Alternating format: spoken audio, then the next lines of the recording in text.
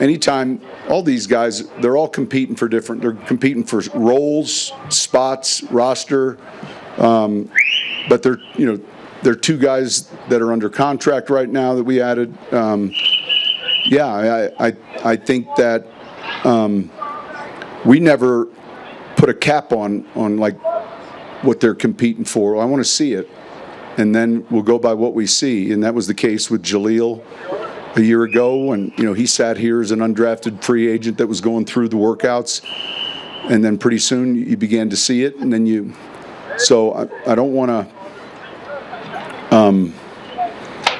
who knows what we're going to get. They're two different players, the two backs that are here that are rookies, two different type runners, but we'll see where it goes. What's your vision for Blake Watson then? Because only two backs caught 50 passes in FBS last year, Bucky Irving and Blake Watson. I watched him. Then I'd like to throw it to him. You would. No, look, we use that joker term a little bit. That was one of the traits, though, that stood out.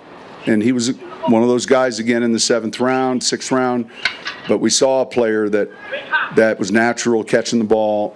And so that was a big draw.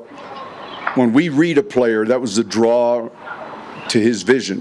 What's the vision? And so now we're learning more about him.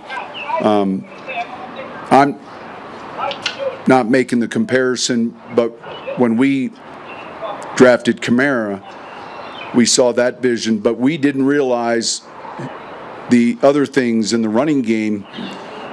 The first handoff in the preseason, I think against the Chargers, he went 52 yards for a touchdown, and we're like, man, we can hand the ball off to him. So again, but if you ask me, the traits that attracted us to Blake were certainly that we saw in the passing game, and you saw pretty good football IQ too.